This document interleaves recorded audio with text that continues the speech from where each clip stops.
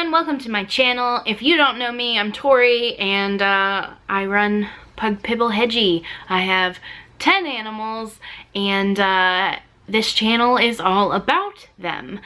So every month I do a monthly Q&A where you can ask me any questions personal to animal, and hopefully I will be able to answer them for you. The way these Q&As work is that people will leave questions down in the comments of the previous month so that I can answer them in the current month. So I am taking all of the questions from September's video, which means if you want any questions answered in November's video, or if I didn't get to your question from September, feel free to leave it down in the comments below, and I will hopefully get to it next month. If you hear any sort of outside noises, it's because my windows are open, and if you hear puppies, that's because I have puppies behind me. Not really puppies, but dogs. They're there. They can be noisy. So yeah, let's just get started.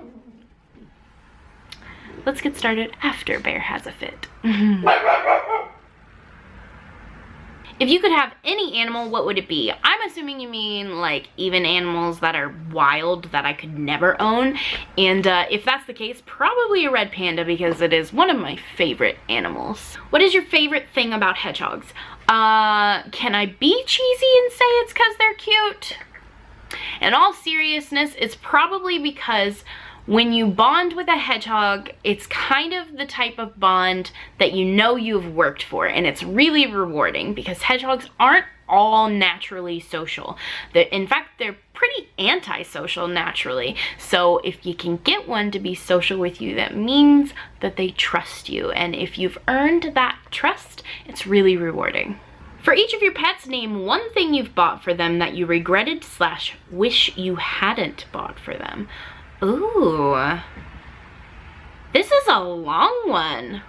For Felix and Bear both, actually, I regret giving them rawhide bones for as long as I did without actually doing proper research on how bad for their health rawhide can be. So yeah, that's a big one for me. For Knox, it'd probably be this hanging, it's a scratching post. When we first got him, we used to close our bedroom door so that he couldn't come in at night. We still do that, actually, because he will try and scratch you under the covers. But we bought this, he used to scratch at the door, is my point. And he doesn't do that now because we're in a much bigger place and he has things to do and whatever. But when we first got him, he really wanted to be in every room possible.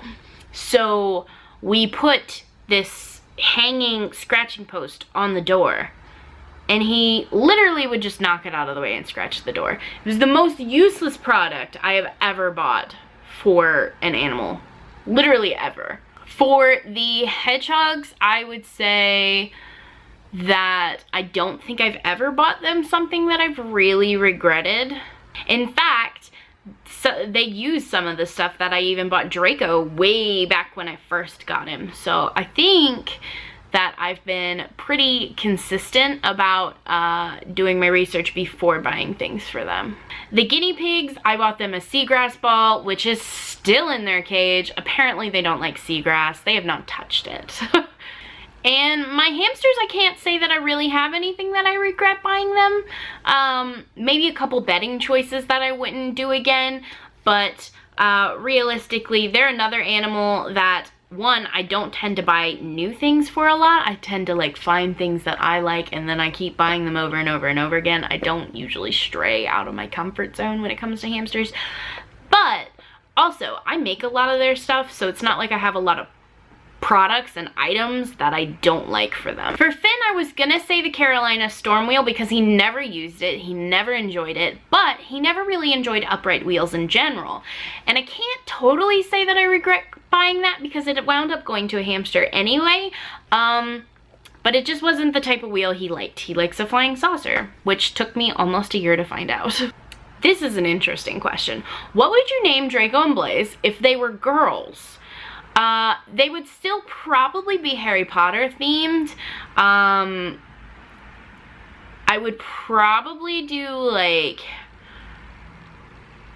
I don't know, maybe Hermione with like the nickname Mayani because I love that. And then maybe,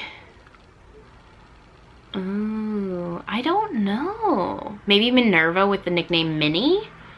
But I say that now because that name's on my mind because a friend of mine just got a cat and named her Minerva. So who knows? They could have been spells. It would have depended if I had my other pets first because I might have used some of the names that I've already used. Who knows? But it definitely would have been Harry Potter themed. If you could only eat one thing for the rest of your life, what would it be? Ooh.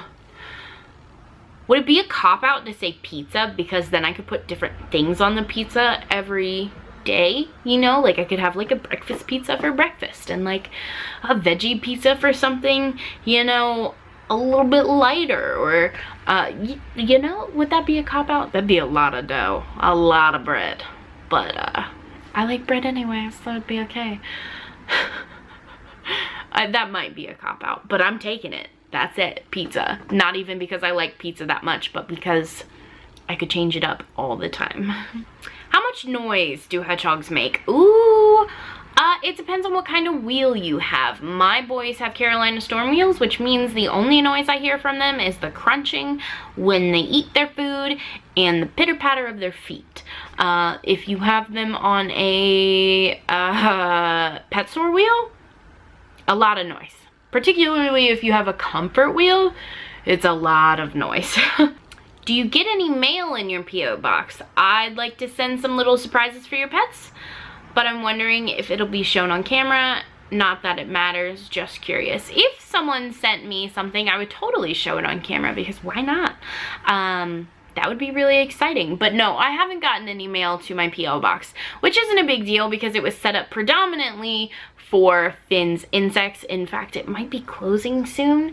Not in like the very near future, but I only bought it for a limited time. I paid up front for a handful of months at a time, and it expires. And I haven't decided if I'm renewing it yet because Finn goes into hibernation during the winter and I'm not going to need food for him. We'll see. For now it's open, but no, I haven't received anything in it just yet. Can you give your hedgehog wet cat food? Not as a main food, just as a treat. Yeah, totally. A lot of hedgehogs like wet cat food as a treat actually. And little fun tip for those of you who like to do little cute photos of your pets for their birthdays. If you flip out a can of cat food that's like the pate form, it stays in like the can shape, which is kind of like a cake shape, and you can put a little candle in it and you have a yummy hedgehog cake. How often do you clean your guinea pig's cage? I clean it, well, it depends on what kind of cleaning you mean. About twice a day I do a spot cleaning. About halfway through a week I do a really thorough spot cleaning, which I just posted a video on if you're curious. And then once a week I do a full cage clean where everything gets cleaned, head to toe, whole cage, scrubbed down and washed out and fleeces replaced and all of that stuff. So about every 7 days. Guinea pigs are pretty messy though, so sometimes I find myself doing it after like 6 days. I just keep an eye on it. If I feel like it needs changed out, it gets changed out. Mind you, I have like pads and stuff that can be changed out throughout the week. So it's the bottom fleece that only gets changed out about once a week. So if you're only using a bottom fleece, you probably have to change it out every 3 to 4 days. I mean, I can't imagine that it would last very long. I was wondering if you pick up a hedgehog and it pops in your hands, will it draw blood? I've heard some people it will and some say it won't. It depends on the hedgehog and how sharp their quills are. I have had Blaze make me bleed before. His quills are incredibly sharp.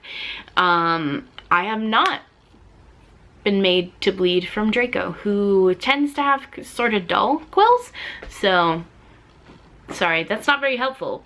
Sometimes not. If I'm traveling with my Hedgie, what can I use for heating that you don't have to plug in? It depends on if you mean like traveling in the car or if you mean an extended trip. So if you're just traveling in the car and it's short term, you can use hand warmers, which are disposable. I think they're by the brands Hot Hands. You can get other brands out there. They're disposable. You shake them up. They hold heat for like 10 hours. You can tuck them in. You wrap them in like a sock or a piece of fleece, and you can tuck them in next to your hedgehog, and they will keep them warm. If you're talking about extended use, like if you were to take your hedgehog on vacation with you, you're gonna have to use something that plugs in because you're gonna have to bring a heat setup with you. What's your favorite color? Probably like turquoise or black. Black when it comes to clothing. I pretty much always wear black, which... that is a horrendous noise. Bear. Bear. Quit. Gross. Mouth noises. Anyway, probably like a turquoise teal color or black. When it comes to clothes, I pretty much always wear black. I have a very small amount of colored clothes that I own, and if it's not black, it's gray.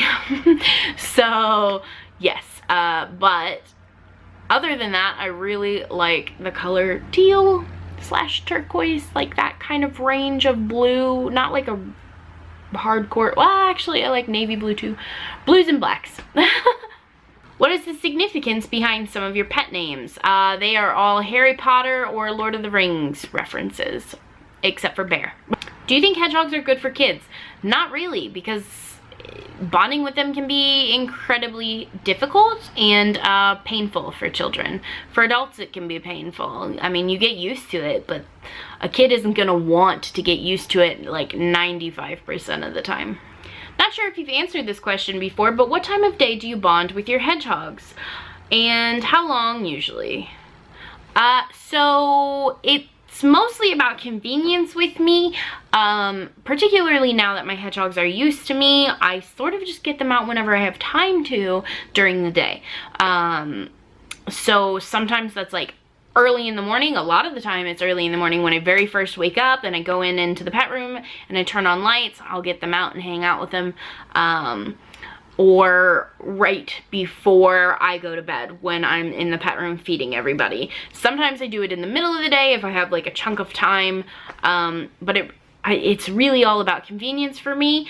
When you're first bonding with your hedgehog, you could get them out closer to the nighttime, and that way they're less likely to be grumpy about being awake during the day because they are naturally nocturnal animals. As far as how long, usually about a half hour. Like, I don't tend to go over a half hour unless like one of them's sleeping on me and I'm hanging out reading a book or watching a show or something. Then it can be like an hour, 2 hours, whatever. But I try and keep the minimum to about a half hour. What are some good hair growth things that I can make at home for my female Syrian hamster? I recently found out that she is allergic to the new bedding I tried. I have changed the bedding and cleaned her home out nicely. The one problem now is that she lost some hair. It is growing back, but very slowly. So you can add flax seeds to their food, which can promote hair growth, and you can use nutritional yeast or brewer's yeast, which Erin's Animals just did a video on actually, because one of her hamsters had allergies and lost some hair. So you should check out her channel because she'll have some recommendations for you. Do female hedgehogs have periods? What are the downsides to having each gender of hedgehogs? Well, the upside is that actually, other than anatomy, the two sexes of hedgehogs are pretty much the same. They don't have any gender-specific differences. And as far as periods go, no, hedgehogs do not get periods. They do not bleed monthly or anything like that. They are, however, induced ovulators, which means that when they come into contact with male hedgehogs, they will start to ovulate, but that is not something that you personally can see. That is something that happens internally with them. It's also why it's not recommended to let males and females play together, particularly when they're not breeding, because it can be bad for their reproductive health. And on that note, I am gonna go. I didn't get to all of the questions, so if you want your question answered, please feel free to leave it down in the comments again so that I can answer it next month. Sorry I didn't get to everybody, but I've already been filming for about 40 minutes, so I totally need to go and get this edited for tomorrow. But yeah, thank you guys so much for watching, and I will see you all in my next video. Bye!